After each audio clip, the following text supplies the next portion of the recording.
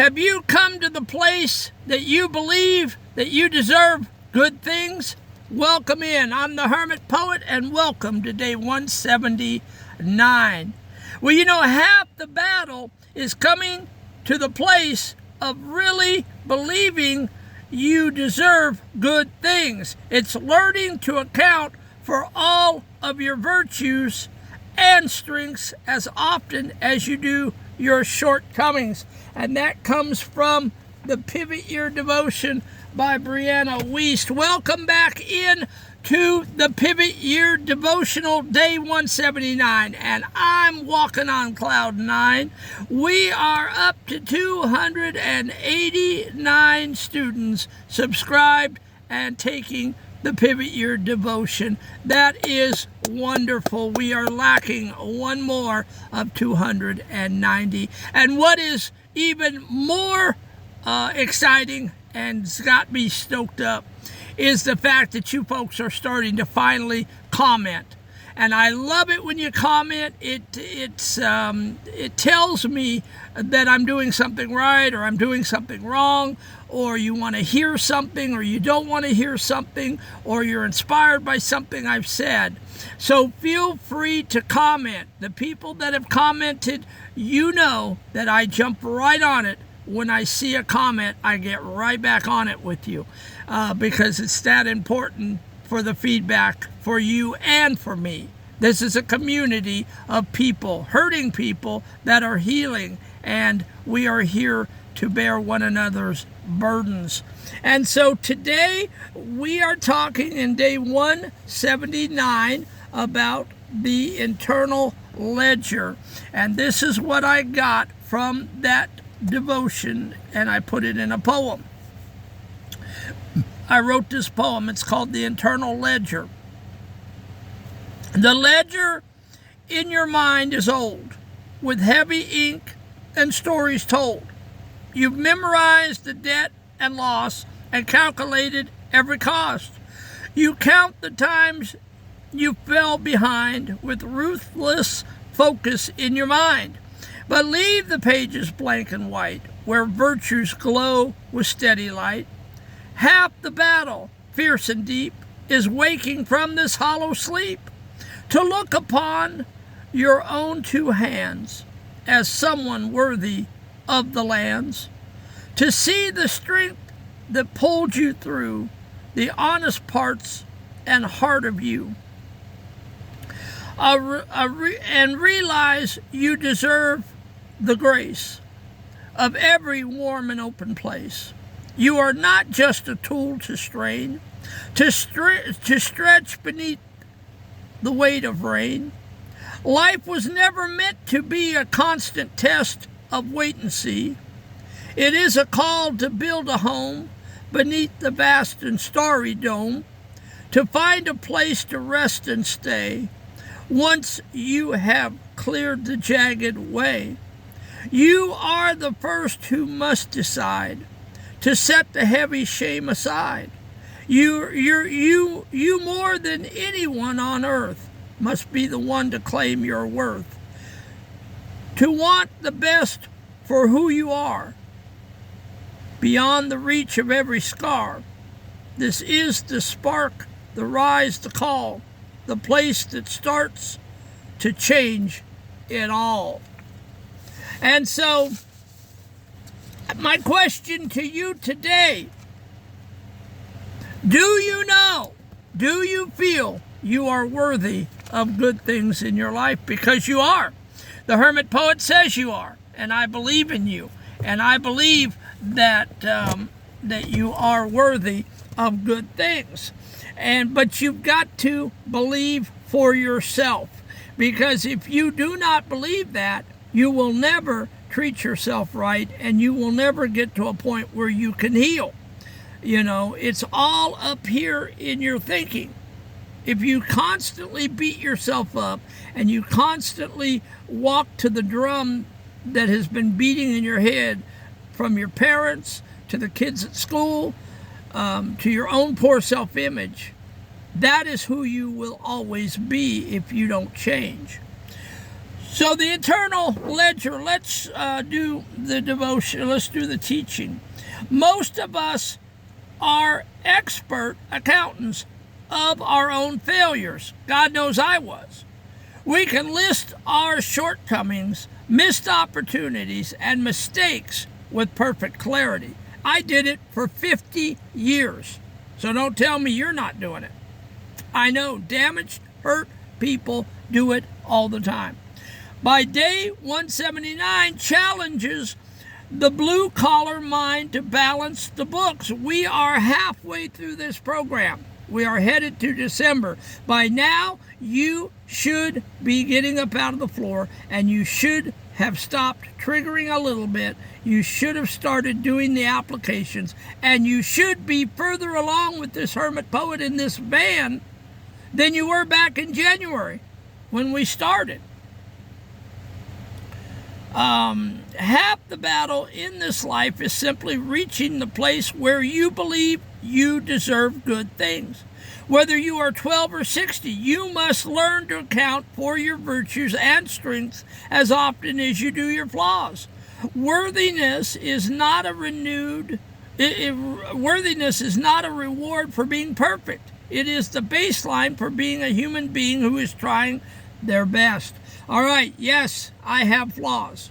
I talk too much. I'm probably too critical. I overthink things. I still get down in the dumps and have the glass half empty mentality. Sometimes I'm too blunt. My mouth opens and I speak it before I think it, and then people get hurt. So yes, I do have flaws, and you should be able to roll those off your tongue as quickly as I did. Okay? But again, remember, we have good parts. I'm caring, I'm loving. I'll give the shirt off my back for you. I'll go the extra mile. I have an incredible work ethic. I'm sensitive. I'm creative, which the 600 poems, I guess, showed that. So, I have redeeming qualities along with my flaws. We all do. And it should be able to roll off your tongue as quickly as it did me. Okay? You should be thinking about it. Okay? You deserve good things. If you don't take anything away from this devotion today, it was worth your coming, because the hermit poet said you are worth good things in your life. Beyond the stretch, we often get caught in the trap of thinking life is only about stretching our capacity, about working harder, doing more, and enduring more pain. While growth is important, life was never meant to be a permanent state of tension. The goal of the stretch is to teach you to make a home once you're there.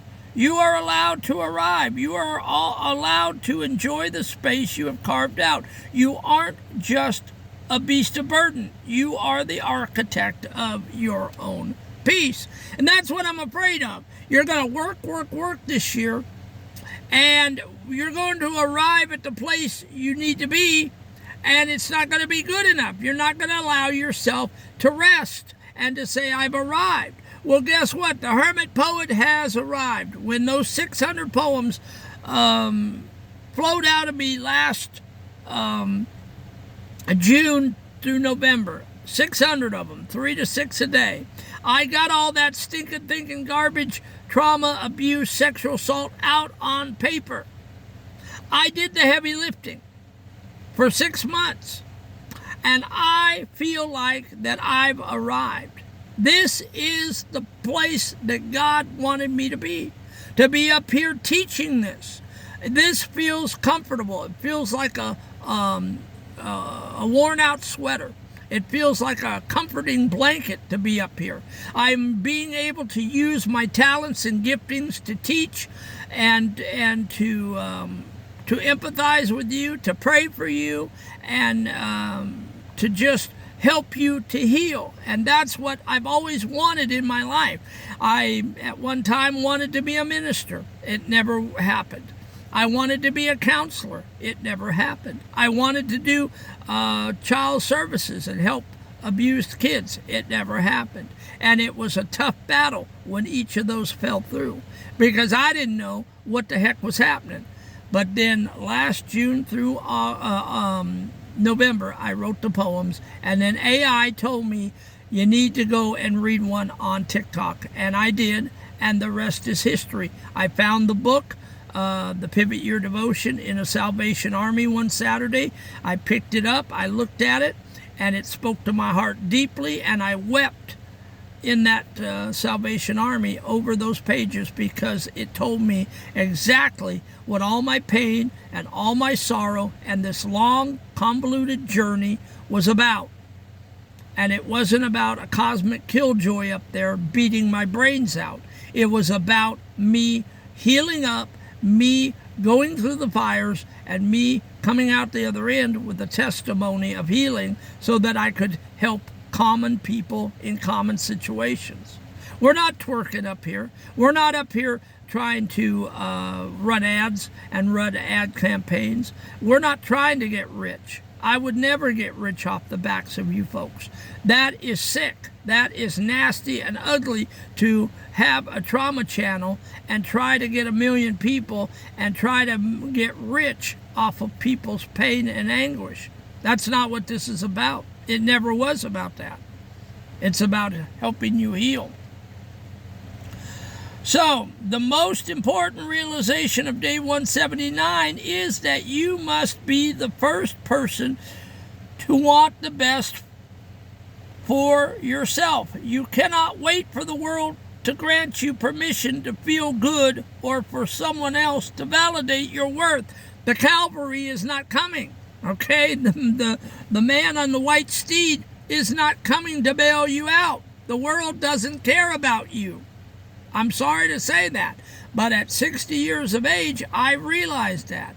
No texts, no calls, no emails. I spend every Thanksgiving and every Christmas either at work or by myself. And don't pity the hermit poet, because I'm over it. I have worked through it, I have written poetry about it, and I'm over it. It is my life. And so nobody is crying over spilt milk. I say that to say this. Nobody's going to come to your rescue, okay? Except the hermit poet, who is coming to you with these devotions, and I do pray for you. But nobody in this cockeyed world cares anymore. Very few people care. And yes, it's jaded to say that, and people are, I can hear you in the background going, but I do, I know somebody that does.